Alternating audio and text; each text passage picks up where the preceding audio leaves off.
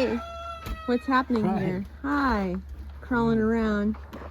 I'm making papercrete again.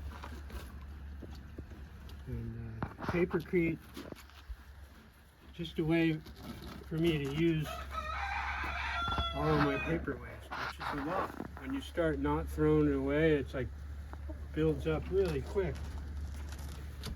So I was just trying to have less of a footprint. So I started making papercrete about, I don't know, more than 10 years ago. This building has a 10-inch thick papercrete floor. The walls are filled with papercrete. Like over here, back behind things. Blocks of papercrete. The floor, right here, papercrete. This is a papercrete tree. Papercrete. He's got extra materials for. So you say this is a tree right here? It's going to be a tree. Yeah, it'll probably get an earthen plaster at the end. I've helped shape some of that tree a little bit. And so you're getting it from this wheelbarrow of stock right here. See the consistency of that. It's a little wet. And then some things take longer to repulp or get thrown in there by accident or something. But for the most part, it's repulped. I'm not sure what. Oh, this is like one of those rolls that had maybe aluminum foil or something. They're really thick. They take longer. But over here, we have just straight papercrete, or just paper that's been repulped, shredded and repulped. You can kind of see it right now even. Looks like some floss in there. Maybe a little plastic got in there. Is that a snake skin? Snake skin? No. And this is ready for any kind of cement product. Yeah, it's plastic. There's a label that isn't paper, but it gets incorporated plastic. It's mostly paper. And this material here, the foundation is all papercrete. Yeah, and we'll eventually tile over that. And then over here, it gets mixed. And that batch in the wheelbarrow just came out of here, and it's like 10%. Whatever leftover cement you have, or grout, or thin set. In this case, I'm using this stuff, which is really good for setting stone, but it's gotten a little chunky. Let me see the label again. It's gotten a little chunky, so it's that's a great use for cement that's not perfect. Grout, thin set, Portland cement, plastic cement, pour stone, any kind of cement product. So here's more papercrete over here with the bottles. Or canisters, gas canisters, propane. And the mortar in between is papercrete. That's a little bit different mix for the glass here.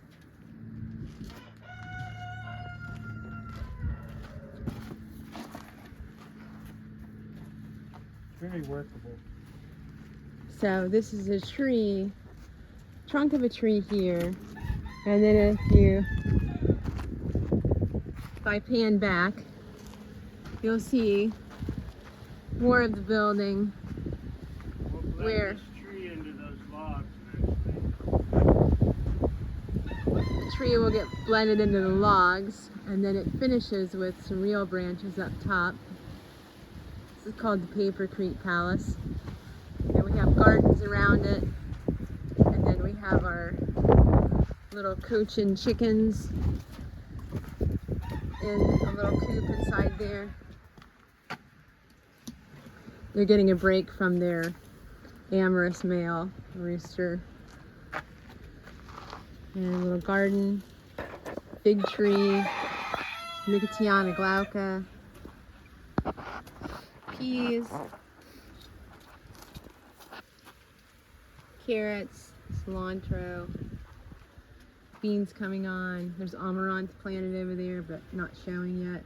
We have moringa planted in some of these pots.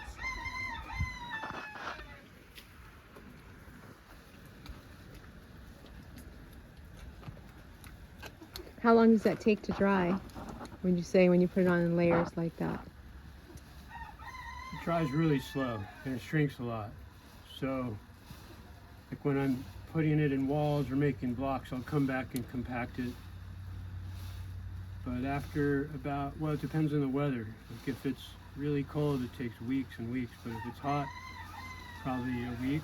You can get the blocks out of the forms without breaking them. But it takes a while.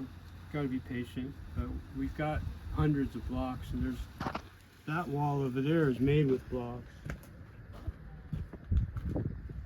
Showed you a bit earlier on this wall. Here's a little further down. There's blocks acting as insulation in there too.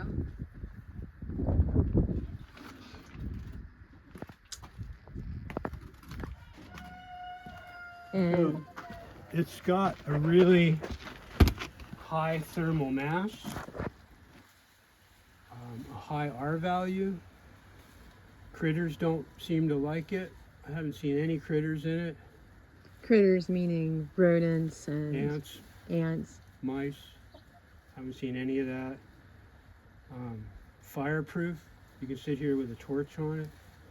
But Interesting. the main thing is, like, it's 100% solution for all my paper waste. And mine too. Yeah, now that you're involved in all this craziness. Since 2020, 2019-ish maybe, 2020.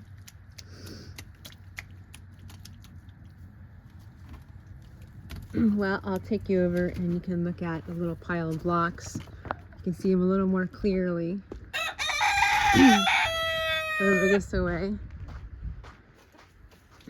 Our lifestyle is based on sustainability, and we reuse a lot of things, reincorporate them. We're both artists, really creative. We have all kinds of supplies to work with. Wood that's slabs that are drying up over there, and we have a permaculture garden, and we have chickens and roosters. And out here you can see where that paper, just sheets of paper, you know, maybe it's your bank statement or packaging to the butter or a receipt you got from the store. You can save all that stuff, shred it in a paper shredder, and then use the mix, which we'll put in the listing of the video, the ingredients for Papercrete. And this, so you know too, is a rodent mix of half baking soda, half cornmeal. And since rodents can't fart, they die from eating that delicious treat. So Papercrete blocks. It's part of an onion bag. All kinds of materials in there. We thought about making this into a little dome. So, a little bit more about our life in the Mojave Desert. Sharing things we're doing, learning about. Hope you all have a great day. And